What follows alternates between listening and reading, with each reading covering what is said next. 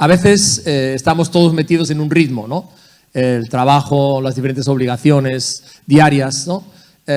Y bueno, ese ritmo de alguna forma pues es lo que tenemos que seguir, ¿no? Ahora, ¿qué sucede cuando paramos el ritmo? Esa era mi pregunta en los días de descanso, cuando me fui a un lugar pequeño, tranquilo y muy solitario. Bueno, cuando nosotros nos detenemos, paramos el ritmo, no hay que levantarse a la misma hora, no hay que comer a la misma hora, no tenemos que estar en un lugar de trabajo, etcétera, sino que estamos libres de ello, ¿no? Vosotros sabéis que el verdadero descanso no es no hacer nada. Hay gente que está confundida con eso. El descanso no es no hacer nada. El descanso es hacer otra actividad que me recargue espiritualmente, emocionalmente y físicamente. Eso es descansar, ¿sí? Hago otra actividad que renueva mi espíritu, renueva mis emociones y renueva también mi cuerpo. Eso es descansar, ¿verdad? Entonces, ¿qué ocurre? Cuando uno para el ritmo, ¿no? Me daba cuenta de que sufrimos un desgaste, ¿no? Los seres humanos, por la actividad que llevamos, incluso en el ministerio, sufrimos un desgaste en el cuerpo, en el alma y en el espíritu también, ¿no? Que nuestra condición humana es que nos cansamos, ¿sí? Nos cansamos, esa es la realidad, ¿verdad? Y también que necesitamos recuperarnos, ¿no? De la rutina y de la monotonía diaria. A veces no nos damos cuenta, pero necesitamos una recuperación de ella, ¿no? O sea, cuando Dios establece 6 días, Dios hizo el trabajo de la creación y al séptimo día, ¿qué hizo Dios? Descansó. Entonces, ¿realmente Dios necesita descansar? No, pero es un ejemplo claro, un patrón claro que establece para nosotros los seres humanos. Y Jesús reivindicó el sabbat, el descanso, el día de reposo en el sentido bíblico original en que Dios lo plantea en Génesis. Y quiero, para introducir lo que quiero compartir, que vayamos a Elías. ¿Qué fue lo que le pasó al profeta Elías? Vamos a ir a Primera de Reyes, capítulo 19, por favor. ¿Tienes ahí los Salmos? Bueno, no pierdas el libro de los Salmos. Primera de Reyes 19, del 4 al 8. Dice, y él, Elías, se fue por el desierto un día de camino y vino y se sentó debajo de un enebro y deseando morirse, dijo, basta ya, oh Jehová, quítame la vida, pues no soy yo mejor que mis padres. Y echándose debajo del enebro, se quedó dormido. Y aquí luego un ángel le tocó y le dijo, levántate, come. Entonces él miró y aquí a su cabecera una torta cocida sobre las ascuas y una vasija de agua, y comió y bebió y volvió a dormirse. Y volviendo el ángel de Jehová la segunda vez, lo tocó, diciendo, levántate y come, porque largo camino te resta. Se levantó pues y comió y bebió, y fortalecido con aquella comida, caminó 40 días y 40 noches hasta el Horeb, el monte de Dios. Aquí nos encontramos con Elías, el gran profeta de Dios, que había cerrado el cielo con la llave de la oración, y el cielo estuvo cerrado, dice Santiago, 3 años y 6 meses. Elías, que se había encontrado a solas con aquel rey títere, Acab, y lo había desafiado, y le había dicho, bueno, tenemos que de una vez por todas definir esto, ¿verdad? ¿Quién es Dios en Israel? ¿Es Jehová de los ejércitos o es Baal? Y Elías, tan valiente, desafía al rey, al que cite a todo el mundo en el monte Carmelo, y que quede claro de una vez quién realmente es el Dios del pueblo, ¿verdad? Elías, que había desafiado a su esposa Jezabel, que sostenía el culto de Baal y sostenía a los sacerdotes, a cientos de sacerdotes de Baal. Elías solo, ¿verdad? Frente a la mayoría. Y todos conocemos lo que pasó en el monte Carmelo. Elías oró y el fuego del cielo cayó, consumió el holocausto y hasta lamió el agua que había echado Elías alrededor, demostrando que realmente Jehová es Dios. Ahí mismo él solo había eliminado a los sacerdotes de Baal. Dios había reivindicado su causa, y después de eso, de ese momento tan apoteósico, la lluvia vino, ¿verdad? La lluvia llegó. Ahora, viene un mensaje de Jezabel, un mensaje irreal, y Elías sale, ¿verdad? Sale huyendo y entra en una tremenda depresión. Entonces, ¿qué podemos ver en ese pasaje? El ministerio, la actividad del ministerio produjo en Elías un desgaste grande. Está claro, ¿verdad? Porque se deprimió ante la amenaza de Jezabel y dice que quería morirse. Y estando en ese estado de huida, Dios le sale al encuentro y le recomienda, fijaros, 3 actuaciones básicas, muy básicas. Le dice, mira, tienes que hacer 3 cosas. Duerme, come y bebe. Y tú dices, bueno, ¿qué misterio tiene esa receta, no? Bien sencilla, ¿verdad? Tienes que dormir, tienes que comer y tienes que beber, ¿no? Y Dios mismo le ayuda a reconocer que en esta crisis que está viviendo Elías, le queda realmente un camino largo por recorrer, donde necesita recuperar y reponer sus fuerzas. Ahora, Dios es tan bueno y es tan hermoso que no solamente Él repone las fuerzas físicas de Elías, no solamente le saca de esa depresión profunda, porque estaba metido en la cueva, ¿no? Es bien claro, ¿no? Sino que le ministra espiritualmente. Y le dice, Elías, ¿tú piensas que has quedado tú solo y que se acabó la historia, se acabó ya todo? Este es el fin. Le dice, no, escucha, Elías, tienes que ungir a 3 personas. A Hazael por rey de Siria, a Jehú como rey de Israel y a Eliseo como tu sucesor. Y que te conste otra cosa, que todavía hay 7,000 que no han doblado su rodilla ante Baal, así que no estás tú solo, ni se ha acabado el plan. ¿Cómo le ministra Dios? ¿No? Y por si fuera poco esto, dice que la presencia de Dios se manifestó a Elías a través del silbo. Dios le manifiesta y le muestra sus caminos para él como profeta y para su nación. Ahora sí vamos a ir al Salmo 25. Vamos a leer juntos el Salmo 25, lo vamos a leer todos a la vez. Salmo 25 completo. ¿Sí? ¿Lo tienes? Salmo 25. Muy bien. 1, 2 y 3. A ti, oh Jehová, levantaré mi alma. Dios mío, en ti confío. No sea yo avergonzado. No se alegren de mí mis enemigos. Ciertamente, ninguno de cuantos esperan en ti será confundido. Serán avergonzados los que se rebelan sin causa. Muéstrame, oh Jehová, tus caminos. Enséñame tus sendas. Encamíname en tu verdad y enséñame, porque tú eres el Dios de mi salvación. En ti he esperado todo el día. Acuérdate, oh Jehová, de tus piedades y de tus misericordias, que son perpetuas. De los pecados de mi juventud y de mis rebeliones no te acuerdes. Conforme a tu misericordia, acuérdate de mí. Por tu bondad, oh Jehová. Bueno y recto es Jehová. Por tanto, Él enseñará a los pecadores el camino, encaminará a los humildes por el juicio y enseñará a los mansos su carrera. Todas las sendas de Jehová son misericordia y verdad para los que guardan su pacto y sus testimonios. Por amor de tu nombre, oh Jehová, perdonarás también mi pecado que es grande. ¿Quién es el hombre que teme a Jehová?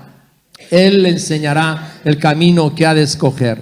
Gozará él de bienestar y su descendencia heredará la tierra. La comunión íntima de Jehová es con los que le temen y a ellos hará conocer su pacto. Mis ojos están siempre hacia Jehová, porque Él sacará mis pies de la red. Mírame y ten misericordia de mí, porque estoy solo y afligido. Las angustias de mi corazón se han aumentado. Sácame de mis congojas. Mira mi aflicción y mi trabajo, y perdona todos mis pecados. Mira mis enemigos cómo se han multiplicado, y con odio violento me aborrecen. Guarda mi alma y líbrame.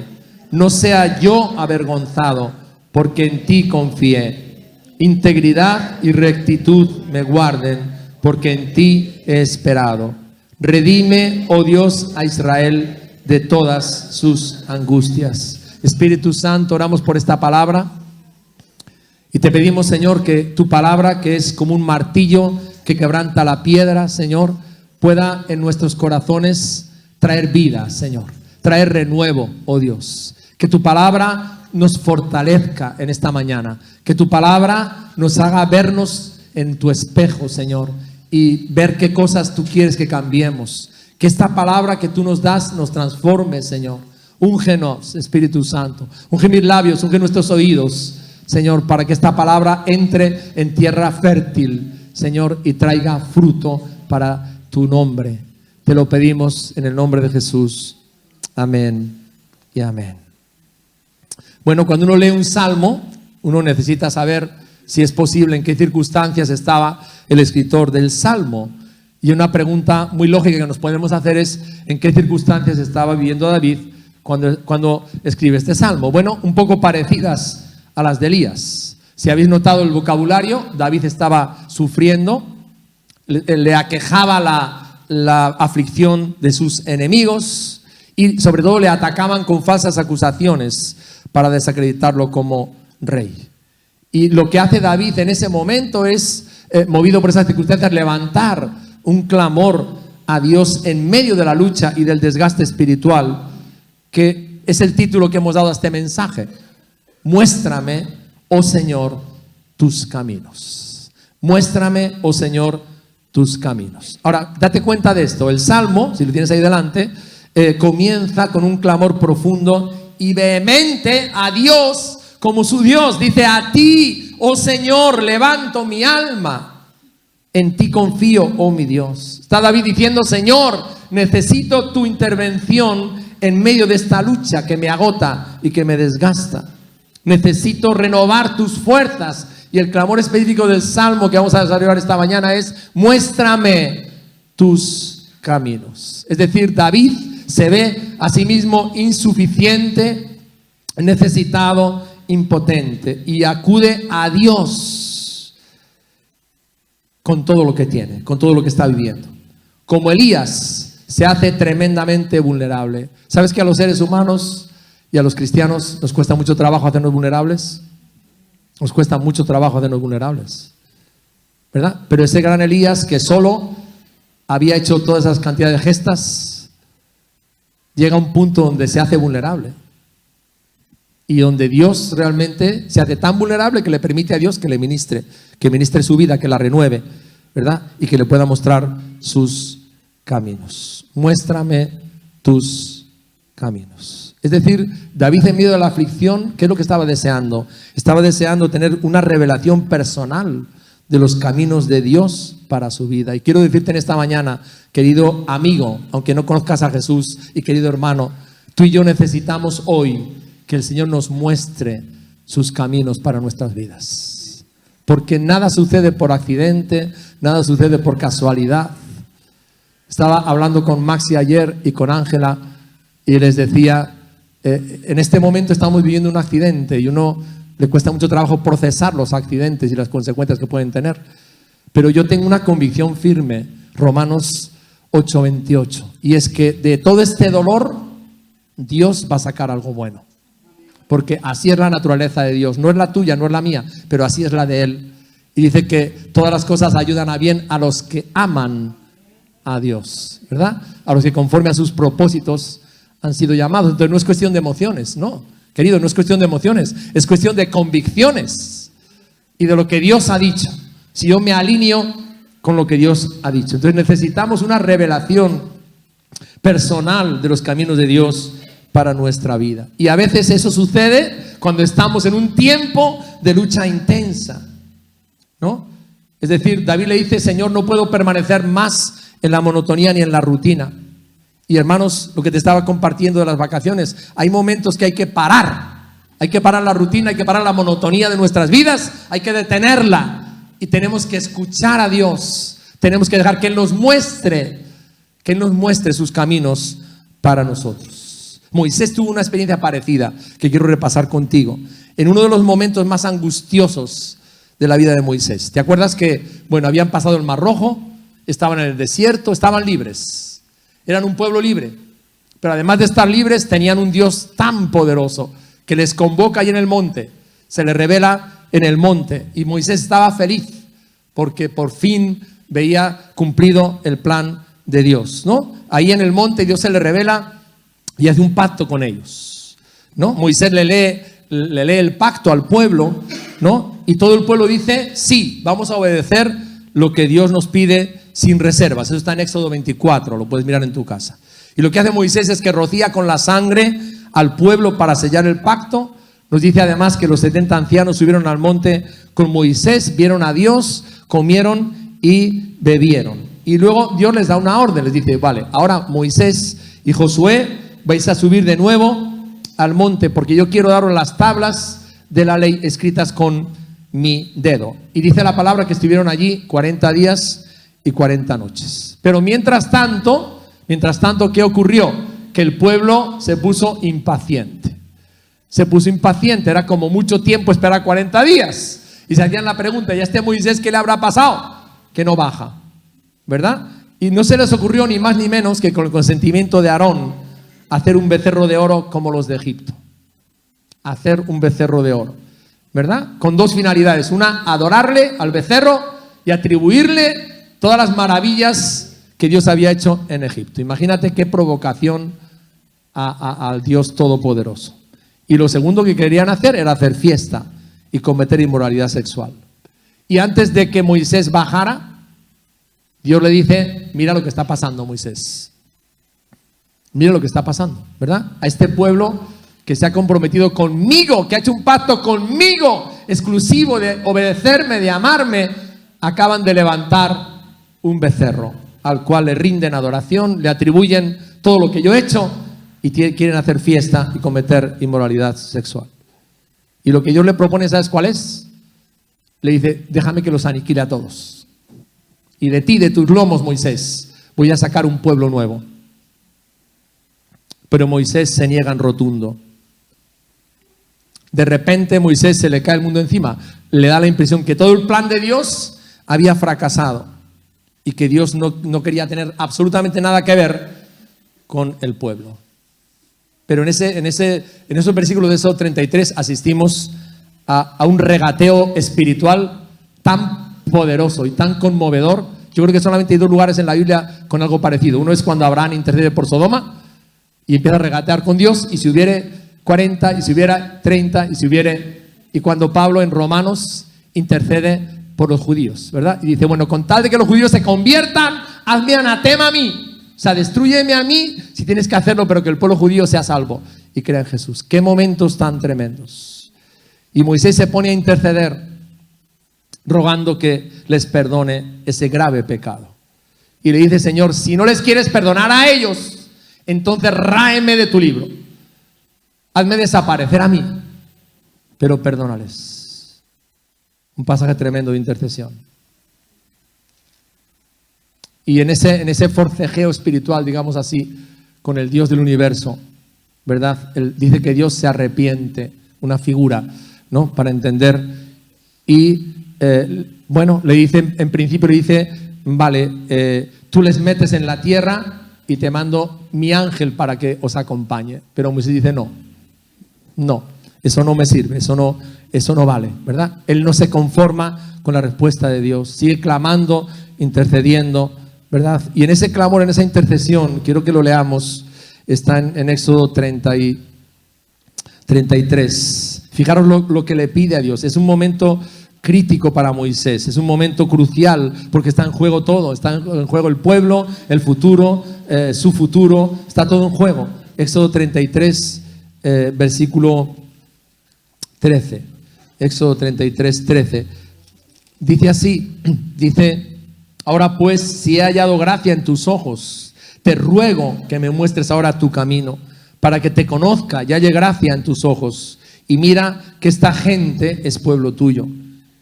Y él dijo, mi presencia irá contigo y te daré descanso. Moisés ganó el regateo, ¿verdad? Dios cedió. Y Moisés respondió, si tu presencia no ha de ir conmigo, no nos saques de aquí.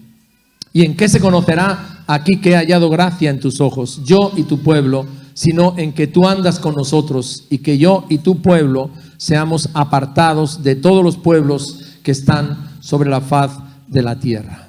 Y Jehová dijo a Moisés, también haré esto que has dicho, por cuanto has hallado gracia en mis ojos y te he conocido por tu nombre, ¿verdad? está clamando a Dios con todas sus fuerzas y le está rogando 4 cosas. Fíjate, la primera le dice a Moisés: que halle yo gracia, se lo repite 4 veces, que halle yo gracia en tus ojos. Hermano, has llegado a ese punto en tu vida espiritual que no es con nuestras fuerzas, no es con nuestros méritos.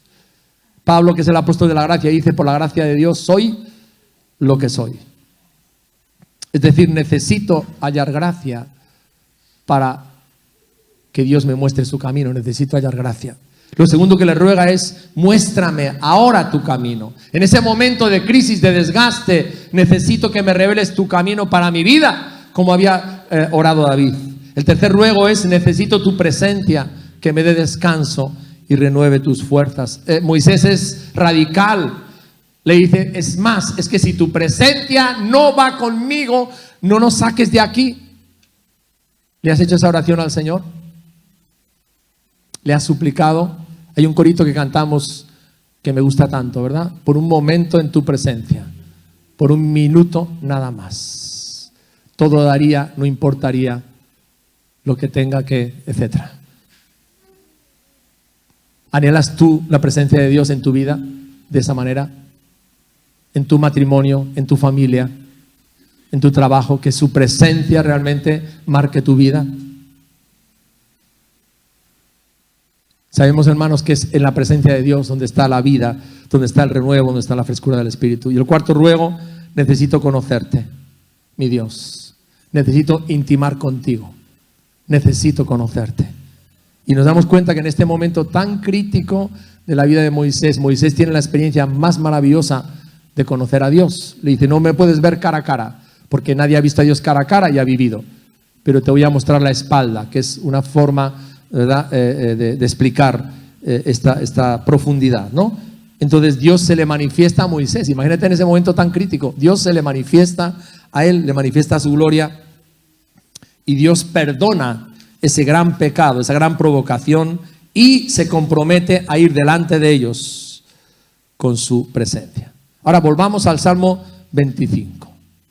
¿Qué significa esta frase? Muéstrame tus caminos. Yo creo, hermanos, que lo que hemos señalado de la vida de Elías y de Moisés, ¿no?, nos tiene que llevar a esta conclusión. Necesitamos conocer los caminos de Dios para nosotros, ¿no? Somos creyentes que hemos experimentado a Dios, hemos experimentado a Jesús, hemos experimentado la salvación, hemos experimentado la sanidad, el perdón, estamos en un proceso de santificación, los milagros, ¿verdad? Pero no sé si hoy tú puedes admitir que necesitamos, que nos queda mucho para conocer los caminos de Dios. Amén. Que nos queda mucho, que estamos en el proceso. Pablo en Filipenses 3 lo dice. No es que lo haya alcanzado ya, sino que prosigo a la meta de ¿qué? De conocer a Cristo como soy conocido.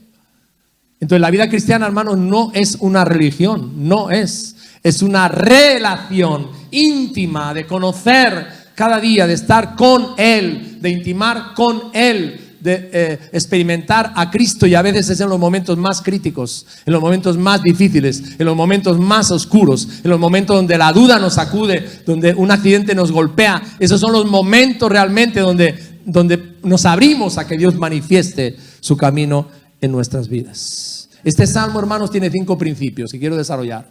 5 principios fundamentales para que Dios nos muestre sus caminos. Y antes de empezar con los principios, quiero tener en cuenta lo que dice Isaías 55. Dice: porque mis pensamientos no son vuestros pensamientos, ni vuestros caminos mis caminos, dijo Jehová. Como son más altos los cielos que la tierra, así son mis caminos más altos que vuestros caminos, y mis pensamientos más que vuestros pensamientos. Entonces, antes de lo que vamos a exponer ahora, de estos 5 principios, esta es una verdad que tenemos que recordarla siempre, ¿verdad? Es una gran verdad, de ahí tenemos que partir. ¿Cuál es el primer principio para que Dios nos muestre sus caminos a ti, a tu vida, en tu realidad? El primero es tener un deseo sincero de ser guiados por Dios.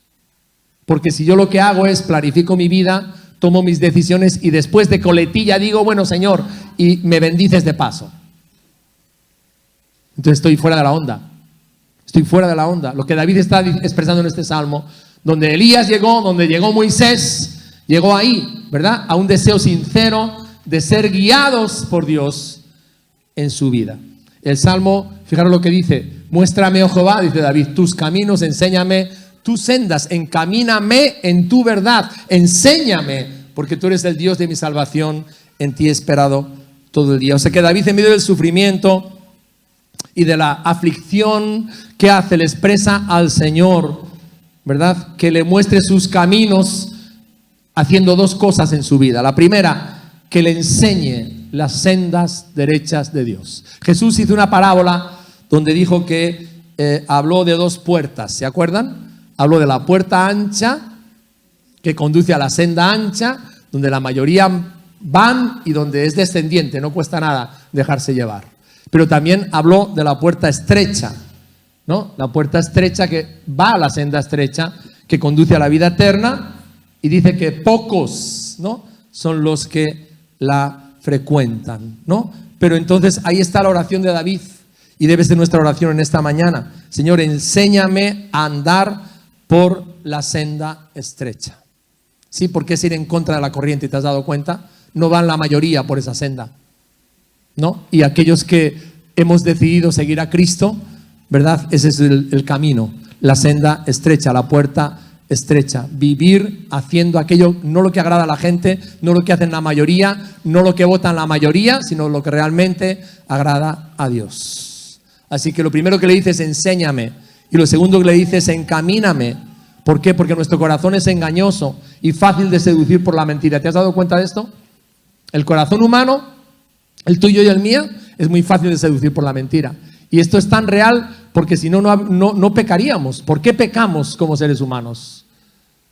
Porque nuestro corazón es engañoso y es fácil de seducir por la mentira. Y David, consciente de esto, le dice: encamíname. ¿En dónde? Manténme ¿dónde? Haz que mis pasos sostengan ¿dónde? En tu verdad, porque la verdad es lo que me hace libre. El Salmo 25, versículo 9 dice: encaminará a los humildes por el juicio y enseñará a los mansos su carrera. ¿Cuántas veces, hermanos, tenemos que reconocer, nos empeñamos en hacer lo que queremos? ¿Verdad? El orgullo, y nos salimos del camino, ¿verdad? Por eso dice aquí, cuando yo me humillo delante del Señor, cuando tengo un corazón humilde, Él me guía, me dejo guiar por Dios. Y qué importante es reconocer que somos novatos en la vida espiritual, que somos aprendices, que somos discípulos, y que tú y yo necesitamos ser enseñados y encaminados para tener una revelación de su camino. Ahora ya no entran los barcos grandes de gran calado hasta Deusto, pero cuando llegamos aquí a Bilbao todavía lo hacían. Y ustedes saben que la ría tiene marea, ¿no? Hay un momento del día que está la marea alta y la ría está alta, y hay un momento que la marea está baja, ¿no? De hecho, hemos celebrado los 40 años de la inundación de Bilbao, y la inundación de Bilbao sucedió porque cayó una tromba de agua tremenda, el río Nervión bajaba con muchísima agua y a la vez la marea subió, y se encontraron los dos factores, y Bilbao, el casco viejo, se anegó, quedó anegado con más de 1,5 metros de agua. Bien, en aquella época, cuando los barcos entraban, existía el práctico. ¿Sabe lo que era el práctico? El práctico era un señor que iba en un barco y que cogía el buque grande, tenía que esperar en Santurce cuando llegaba a que llegara el práctico, porque el práctico se ponía delante del carguero enorme y le llevaba por una ruta donde el barco no encallara, porque evidentemente el piloto de ese gran barco no conoce esta zona, no sabe realmente, ¿verdad?, cuándo la marea, cuánta distancia puede tener, etcétera, etcétera, ¿verdad? Entonces era una figura muy importante en el puerto, el práctico, y ningún carguero grande podía entrar, ¿no?, al puerto sin que el práctico le diera esta ayuda, le diera este auxilio. De eso está hablando aquí: encamíname en tu verdad. Ahora, me hago una pregunta: ¿cómo Jesús guía al discípulo fiel, aquel que quiere ser enseñado y que quiere ser encaminado? ¿Verdad? Pues 4 verdades. La primera, las tienes aquí, es que Dios tiene un plan para tu vida. Te ha dicho: no, bueno, yo me voy a ir a España, me voy a comprar una casa, voy a pagar una deuda, bueno, te has marcado una serie de objetivos, y de repente tú estás pensando: bueno, ya está, ya tengo mis planes hechos, etcétera. Bueno, yo te digo algo: el Señor tiene un plan para tu vida. Dios te creó con un propósito, ¿verdad? nada de lo que pasa en tu vida es una coincidencia, es una casualidad, aunque Dios respeta tus decisiones libres. Él tuvo un plan para Adán, lo puso en la tierra, le bendijo, creced, multiplicaos, llenar la tierra. Él tuvo un plan para Abraham, ¿no? Sal de tu tierra y de tu parentela y vete a la tierra que yo te mostraré y te multiplicaré como las estrellas del cielo, etcétera, etcétera, ¿verdad? Él tuvo un plan para José. Parece que todo eran accidentes, le vendieron esclavos, estuvo en casa de Potifar, después la esposa le hizo la faena, fue a parar a la cárcel, parecía que todo eran accidentes y cada vez la vida peor y tenía la mala racha y la mala suerte que le había pasado a ese muchacho, si tenía 2 sueños esplendorosos. Pero Dios tenía un plan, ¿no? Y Dios tenía un plan también para su pueblo Israel. Le sacó de Egipto, sí, pero tenía un plan, tenía un propósito, ¿verdad? Igual que tenía un plan para su hijo. El ángel le dijo a José, llamará su nombre Jesús. ¿Por qué? Porque él salvará al pueblo de sus pecados. Entonces Dios tiene un plan para tu vida. Mi pregunta en esta mañana es esta. ¿Tú lo conoces? ¿Conoces cuál es el plan de Dios para tu vida? Ahora estamos comenzando una etapa nueva, ¿verdad? Entonces es un buen momento para que te hagas esta pregunta. ¿Te has parado a preguntarle al Señor, a estarte quieto delante de Él? Muéstrame tus planes, ¿o quieres seguir tirando? Porque a veces somos personas de costumbres, ¿no? Sí, voy a la iglesia el domingo, el lunes trabajo, el martes trabajo, etcétera. O sea, hago una serie de cosas, estoy en la iglesia, amo al Señor, pero ¿realmente te has parado a saber cuál es el plan de Dios? Porque yo estoy seguro que el Señor quiere hablarnos a cada uno de nosotros y revelarnos su plan, ¿verdad? Fíjate en el clamor de Elías, de Moisés y de David. Muéstrame, enséñame, dirígeme, que tu presencia vaya con nosotros. Dame gracia, porque no quiero caminar en tus fuerzas. Es tan fácil desviarnos y apartarnos, ¿verdad?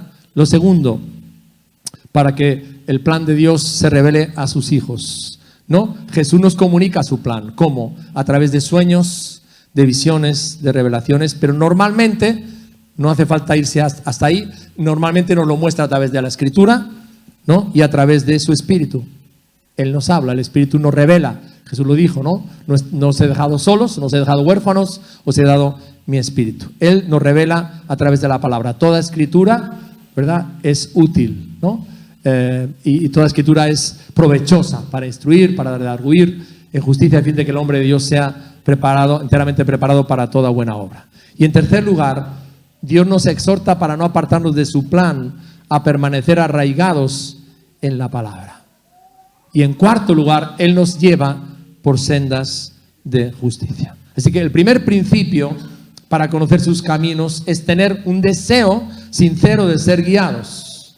El segundo principio para conocer sus caminos es esperar en Dios, esperar en Él, ¿verdad? Esperar en Dios. Es el segundo principio.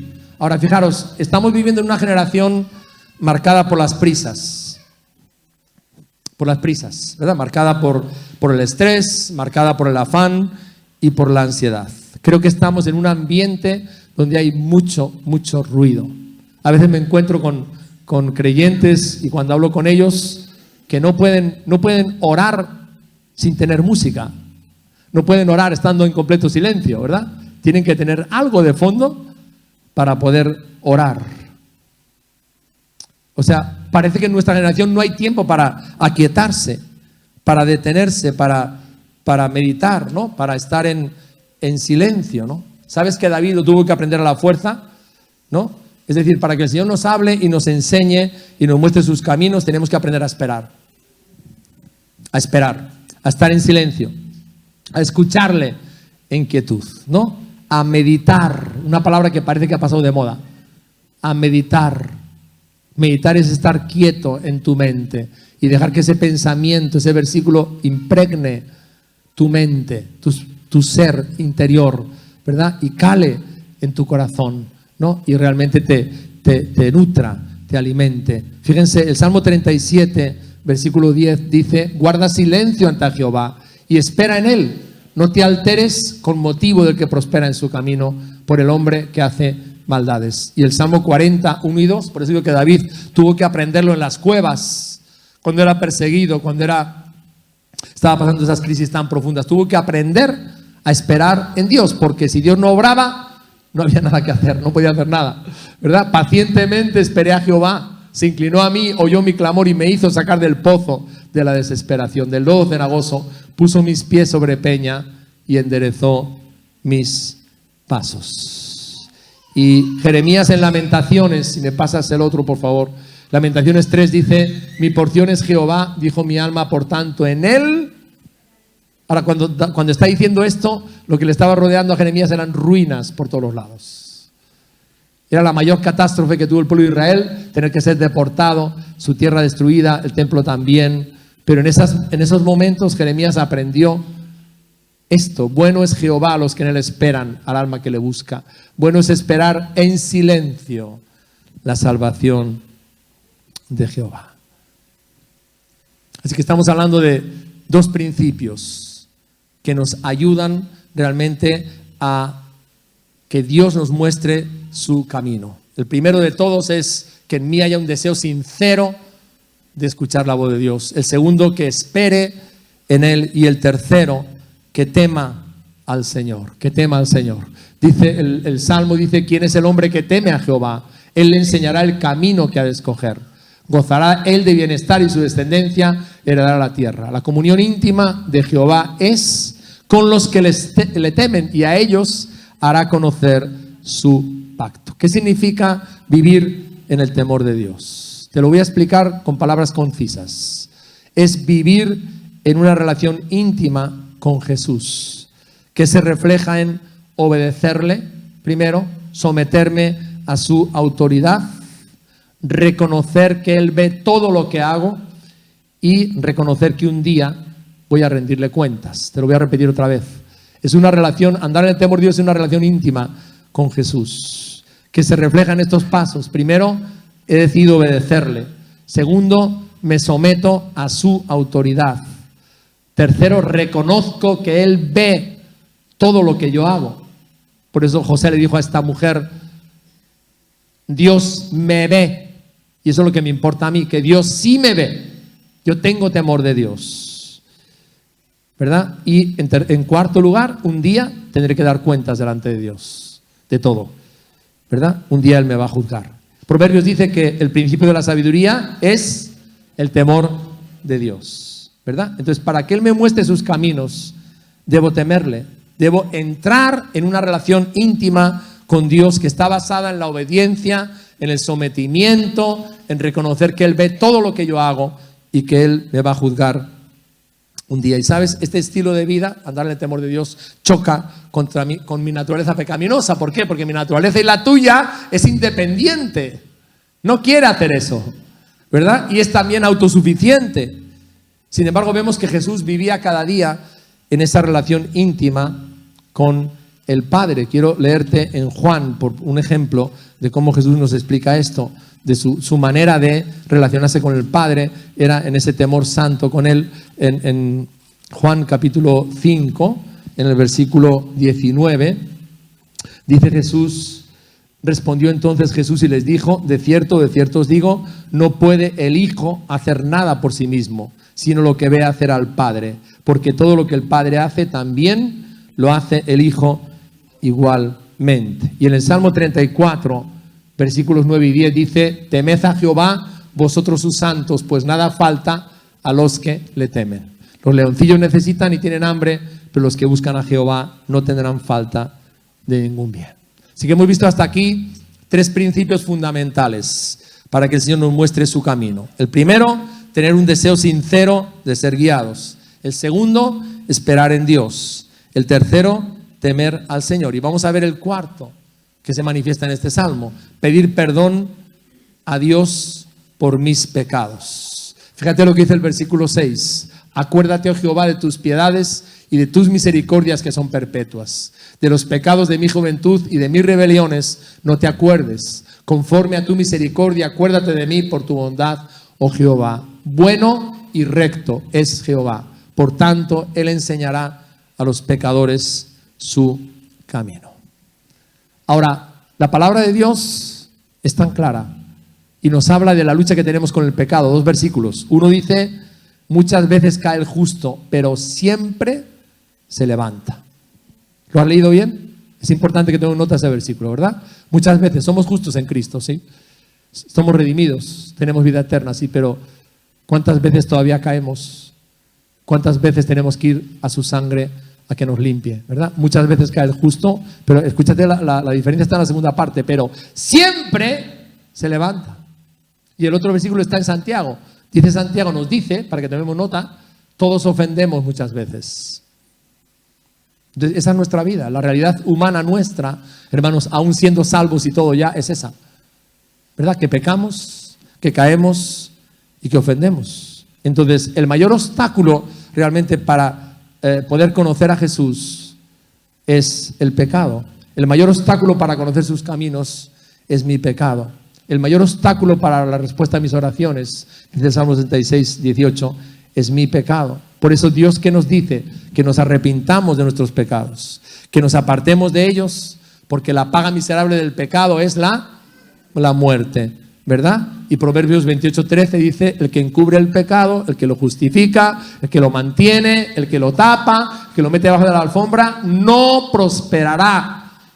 Pero el que lo confiesa y se aparta, ¿qué? Alcanzará misericordia. Y fijaros, Dios es tan maravilloso. Él dice que si confesamos nuestros pecados, Él es fiel y justo para perdonar nuestros pecados y limpiarnos de toda maldad. Así que el Señor no te condena hoy. No me condena hoy, porque Él se deleita en perdonarnos. No, dice que Él, cuando perdona mis pecados, nunca más los va a recordar, sino que los va a poner en el fondo del mar, ¿no? Y que Él se deleita en hacer misericordia. Así es nuestro Dios. Es 3 veces santo, pero Él se deleita en hacer misericordia. Si no, mira las parábolas de Jesús, las 3 parábolas: la oveja, la moneda y el hijo, ¿verdad? Cuando volvieron, ¿qué hizo Dios? Hizo una fiesta. Amén. Hizo una fiesta. Cuando el pastor volvió con la oveja, llamó a todos los vecinos, hagamos fiesta. Amén. Cuando la mujer encontró la moneda, hagamos fiesta. Y cuando el hijo llegó, se esperaba algo terrible. El padre le devolvió, ¿no? la identidad, le sanó, le reconoció como su hijo, pero dijo, hagamos fiesta. Hagamos fiesta. Lamentaciones 3:22. Dice, por la misericordia de Jehová no hemos sido consumidos, porque nunca decayeron sus misericordias. Nuevas son cada mañana, grande es tu fidelidad. Si me estás escuchando ahora y tú te has apartado del Señor, si tú estabas en el ministerio un día y te fuiste y te rebozaste en el pecado, hiciste todo lo que quisiste, el diablo te habrá dicho muchas veces, qué vergüenza, ¿verdad? No vuelvas. Pero Dios te dice en esta mañana, vuélvete a mí, porque yo te perdono y te restauro. No sé si hay alguien aquí, por lo cual estoy diciendo esto, pero así es Dios, ¿verdad? El diablo te avergüenza y te machaca después de que has pecado, pero Dios te dice, ven, pongámonos a cuenta. Aunque tu pecado fuere rojo como la grana, yo lo emblanqueceré como la nieve. Ese es nuestro Dios, es un Dios que se deleita en hacer misericordia. Y el quinto principio, para que el Señor nos pueda mostrar sus caminos, es ser libre de las aflicciones. Aquí está un poquito más a la anterior. Ok. ¿Puedes correr a la anterior? Ok. No, vale, vamos a la siguiente. Aquí está David hablando de diferentes situaciones emocionales que él vivió. Nadie de nosotros está libre de las aflicciones. La pregunta es esta: ¿cómo manejamos nuestras aflicciones y nuestras emociones? Cuando atravesamos momentos en la vida difíciles, todos los seres humanos trabajan 3 cosas, ¿verdad? Hemos visto hoy a Elías, ¿no? Todos los seres humanos tenemos que trabajar con los pensamientos depresivos, todos los seres humanos tenemos que trabajar con la ansiedad y todos los seres humanos tenemos que aprender a trabajar con el temor o con las fobias que dicen los psicólogos. Todos. Eso es parte de la condición humana, ¿verdad? Todos. O sea que porque tú luches con la depresión no quiere decir que por eso eres un cristiano carnal. Simplemente es parte de la condición humana con la cual tenemos que luchar, con la cual tenemos que trabajar. Y aquí David está hablando de 4 estados emocionales que son complejos.